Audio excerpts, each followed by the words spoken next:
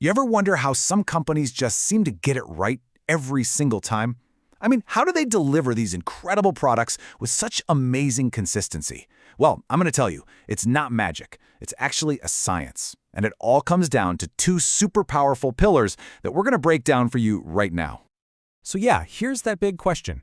How in the world did they do it? How does a car company make millions of cars that are pretty much identical? Or how does a company like Amazon get millions of packages to the right place at the right time?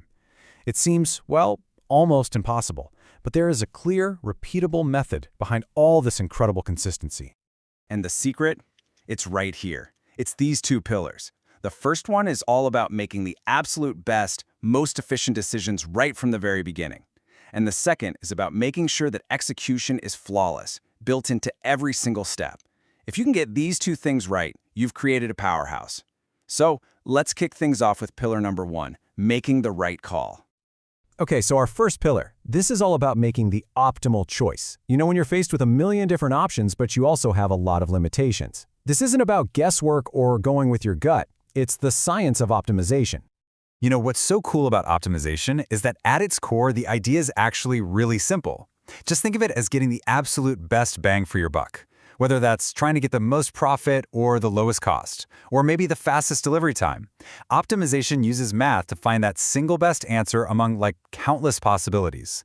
And it does it all while respecting your real-world limits. So, to make this feel a little more real, let's take a look at a classic business problem. Imagine you've got a company that makes two products. Let's call them Product A and Product B. Now, they know how much profit they make on each one, but they only have a certain amount of raw materials and a limited number of hours their workers can put in. So the big question is, what's the perfect mix of A and B to make the most money possible without running out of stuff? Well, the way to solve this is to follow a pretty simple recipe. First up, you've got to define your goal. In this case, it's maximize profit. That's what we call your objective function. Second, you identify your choices. How many of product A and how many of product B you're going to make. Those are your decision variables. And third, you have to know your limits. How much raw material do you have? How much labor? Those are your constraints. And once you have that recipe, you can actually translate that entire messy business problem into a set of clean mathematical equations. Now, don't worry, we don't need to actually solve the math here, but the key thing to get is this: a complicated real-world dilemma. It becomes a solvable puzzle, a puzzle with a single, provably best answer. And let me tell you, this powerful idea isn't just for factories. Oh no, it is everywhere. It's used to figure out the most efficient delivery routes for UPS or FedEx. It's used to build the best investment portfolios on Wall Street. Heck, it's even used to figure out how to spend marketing dollars to get the biggest impact. It is truly the hidden engine behind so many of the efficient systems that we totally rely on. So, making that perfect decision is the first half of the battle. But look, a great plan is totally useless if you can't execute it perfectly. And that brings us right to our second pillar, the science of delivering quality. I love this quote from the legendary quality guru W. Edwards Deming. It just perfectly captures the whole modern idea of quality. It's not about catching mistakes at the end of the line. It's about designing a system that's so good the mistakes never even happen in the first place. And that brings us to a really important difference. The old way of thinking was something called quality control, or QC. That's where you inspect stuff at the end and just throw out the bad ones. It's reactive, and honestly, it's super wasteful.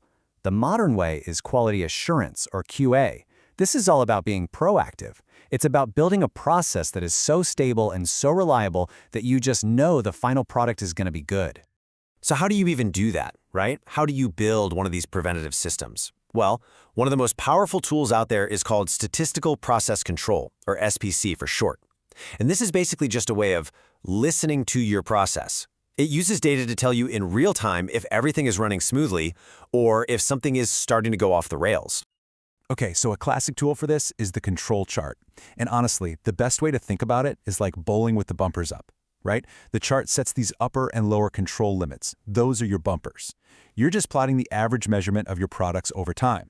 And as long as all those little data points stay between the bumpers, your process is in control. It's stable. But, and this is the key, the second a point jumps outside those limits, bam, that's an immediate signal. It's an alarm bell telling you, hey, go look at this now, before it turns into a huge problem.